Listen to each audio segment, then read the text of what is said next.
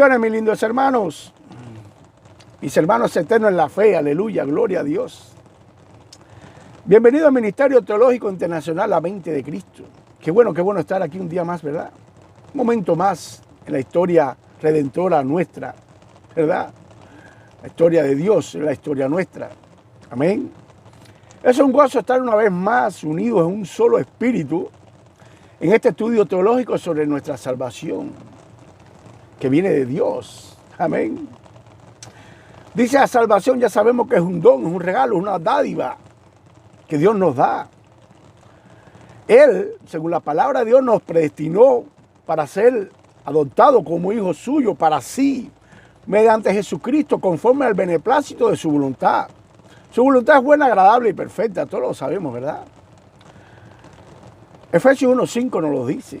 Es decir, que nuestra voluntad no tuvo que ver nada con esto, con nuestra salvación. Todo lo contrario, nuestra voluntad se resistía a recibir dicho regalo. Estoy más o menos como que recordando esto, porque a él lo hemos dado. Este milagro de nuestra salvación ocurre aquí en la tierra una sola vez. No hay más. Nadie se salva dos veces. ¿Ok? La Trinidad completamente, Dios Padre, el Hijo y el Espíritu Santo están involucrados en esto. No hay fallo, ¿verdad? No hay errores. Este es el único milagro que ocurre en este mundo para la eternidad. Hay muchos milagros que ocurren, pero no para la eternidad. A mí me duele este ojo hoy, Dios me lo cura, Dios me lo sana, porque yo creo en la sanidad divina de Dios, pero mañana pasado me vuelve a doler. ¿Ok? No hay problema con eso, ¿verdad? Pero la salvación no ocurre una sola vez en la vida. Tú eres nacido nuevo una sola vez. Digo esto porque he escuchado una prédica de un hermano que nacer de nuevo. No, eso no es así. Se nace una sola vez. Amén. Si yo tengo que nacer de nuevo, quiere decir que Dios falló, Dios tuvo un error. Es mentira la palabra de Dios. Y no es así. Dice el Señor de la gloria, escuchen bien esto, es Jesucristo, que hay más gozo en el cielo por un pecador que se arrepiente, que por miles que no necesita arrepentimiento. Hay más gozo, lo que quiere decir el Señor, ¿verdad? Este milagro ocurre por medio del poder de la palabra de Dios. Dios nos hace nacer de nuevo, es Él. La salvación en realidad no es más que el regreso de la raza humana al jardín del Edén, junto a su Padre, a su Creador, a su Dador, amén.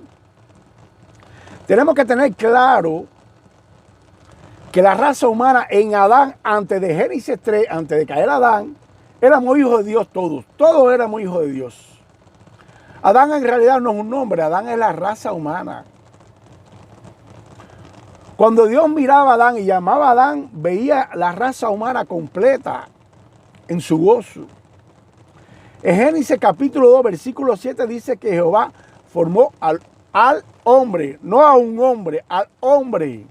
Esto implica que formó a la raza humana. ¿Ok? Esto no apunta como en singular, que formó a un hombre, no al hombre, a la raza humana. Ya en Génesis 3 la raza humana cae y entra la corrupción, el pecado y la muerte.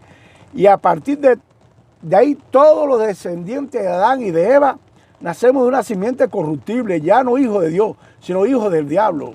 ¿Ok? Así es, ya esa clase le hemos dado. Es por eso que muchos ahora dicen que todos somos hijos de Dios. Y hay parte, en esas palabras, parte verdadera. El hombre sí fuimos todos hijos de Dios, la raza humana completamente ante Génesis 3. Y el hombre aún lo recuerda en su genes, en su mente, en su corazón. Sabe que fuimos hijos de Dios todos. ¿Ok? Pero ya no. Ahora, dice el Señor de la gloria, yo soy el camino y soy la puerta. ¿A qué camino y a qué puerta se está refiriendo Jesús? El camino al jardín del Edén, el regreso a nuestro Padre celestial. La puerta, Cristo es la puerta que tenemos que atravesar. Estoy hablando de la raza humana completamente. Para llegar al Padre, sin ese camino y sin esa puerta nadie va a llegar al Padre. Juan 14:6 nos lo dice y yo lo creo y tú también lo crees, ¿verdad? Entonces la raza humana vuelve al jardín del Edén, a la presencia de su Padre Celestial como hijo de Dios, mediante la fe en creer en el sacrificio de su Hijo Jesús. Amén. Para el perdón de nuestros pecados. Romanos 5, 1 y 2 lo dice. Capítulo 5, versículo 1 y 2. Justificados pues por la fe, tenemos paz para con Dios por medio de nuestro Señor Jesucristo. Es decir, la raza humana puede volver y está volviendo. Cuando digo la raza humana no estoy hablando del 100% de la raza humana, estoy hablando de la raza humana como tal. Estamos volviendo al jardín del Edén, a nuestro Padre Celestial, por medio de la fe. Podemos entender por medio de la iluminación en la palabra que nos ha sido dada por medio del Espíritu Santo de que el hombre vuelve a la presencia de su Creador, no como criaturas, sino como hijos, ya que somos hechura suya, creados en Cristo Jesús. ¿Ok? Efesios 2:10 nos lo dice. Nuestra nueva creación en Cristo, es decir, nuestra salvación en Cristo, no tuvo que ver nada con nosotros, ni con nuestros padres biológicos. Dios nos hizo, por tanto, en Cristo. Dios es nuestro Padre. Adán, hijo de Dios, fue hijo de Dios o es hijo de Dios aún, porque fue creado directamente sin la intervención de un hombre y de una mujer. Adán nadie lo parió. Dios lo hizo con sus propias manos. Nosotros los hijos de Dios hoy nacemos de nuevo sin la intervención ni de carne ni de sangre. Muy parecido a lo de Adán, ¿verdad? A lo del primer Adán antes de Génesis 3. Juan 1, versículos 2 y 13, mira lo que dice. Mas a todos los que le recibieron, tú y yo, a los que creen en su nombre, les dio potestad de ser hechos. Hay que hacerlo. Dios nos hace hijos de Dios. Versículo 13, los cuales no son engendrados de sangre ni de carne, ni de voluntad de carne, ni de voluntad de varón, sino de Dios. Dios nos dio potestad de ser hechos hijos de Dios. ¿Qué significa esto, hermanos? Jorge, significado de la palabra potestad: poder, dominio, poder legal, posibilidad, facultad o capacidad para hacer algo. En este caso, para ser hijo de Dios.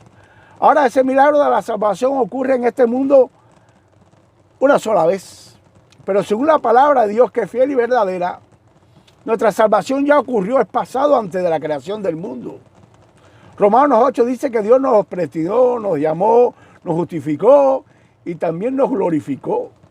Es decir, que ya nuestra salvación sucedió. Efesios 1:4 nos dice, nos escogió antes de la fundación del mundo. Bueno, ustedes conocen bastante de eso. Fuimos elegidos. ¿Ok? La palabra no solo nos revela todo esto, sino que también nos dice que nuestros nombres, antes de nosotros venir a este mundo, ya están escritos en el libro de la vida. Amén. Todo esto no es difícil de entender, ni mucho menos de creer, ya que toda la palabra es inspirada por Dios. Todos los hijos de Dios, nacidos de nuevo, hemos creído y hemos puesto nuestra fe en la palabra de Dios. Todos. No hay uno que dude de la palabra de Dios.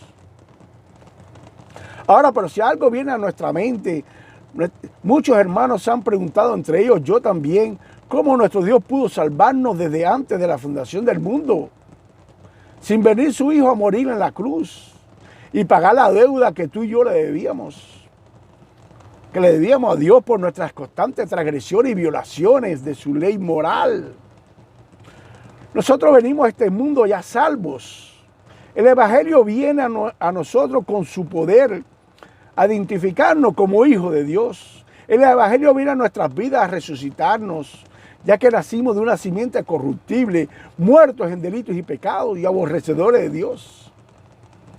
El Evangelio viene a los escogidos por Dios, a los predestinados, a los elegidos de Dios, a hacernos santos, es decir, a apartarnos para Él en este mundo caído.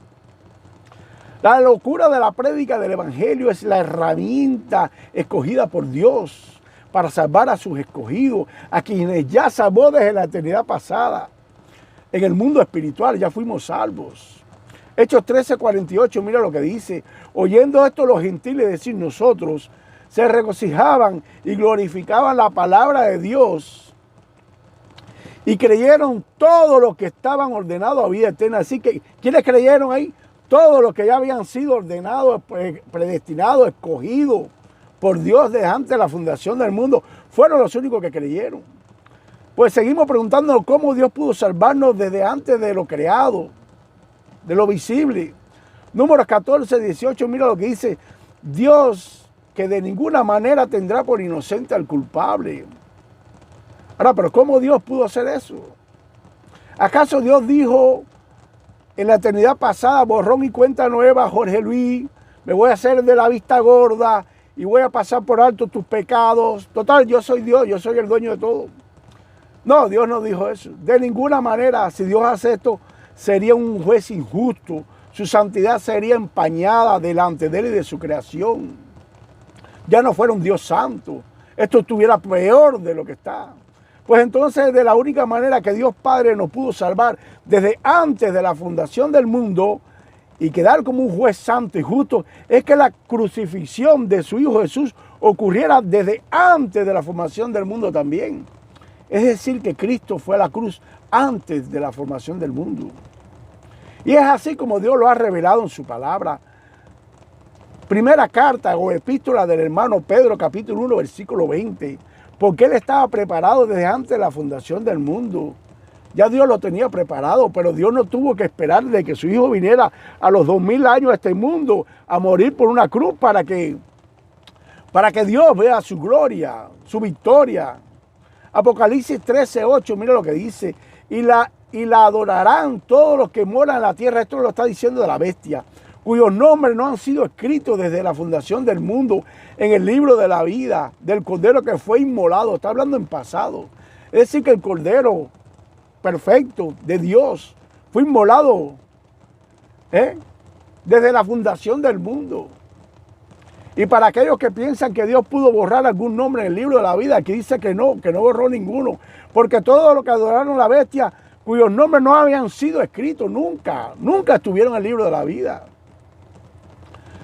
Juan capítulo 1, versículo 1. En el principio era el Verbo y el Verbo era con Dios.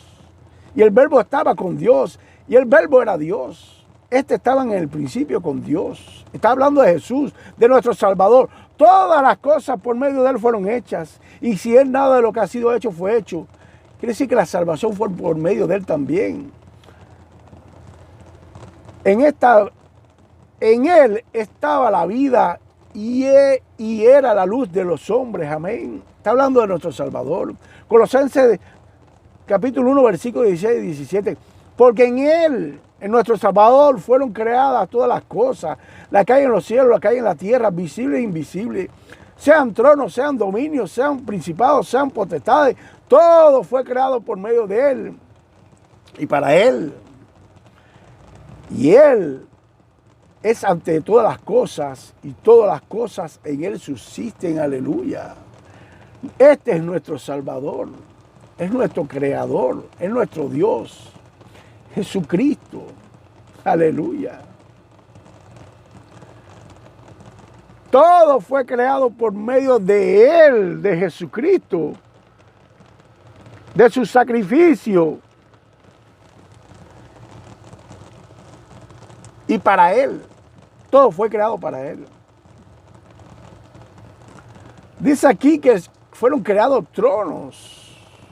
La palabra trono significa asiento, silla donde es ocupada por la autoridad suprema, por lo general, el gobernante de un estado o de una nación. El trono de Dios Padre, escuchen bien esto, el trono de Dios Padre fue creado por medio de Él y para Él. Aleluya. Qué clase de revelación tenemos aquí en nuestra palabra, ¿verdad? Bendito sea nuestro Salvador. Quien no se sienta seguro de su salvación, hermano, no ha conocido a Dios. No ha conocido el poder, su gloria. Pero ninguno de los que estamos aquí en esta aula virtual, en este ministerio teológico internacional, duda de su fe. Como tampoco hay muchos que están allá, que no están en esta aula. Yo sé que no dudan de su fe. Aleluya. Hasta un próximo programa, hermanos míos. Dios los siga bendiciendo ricamente. Amén.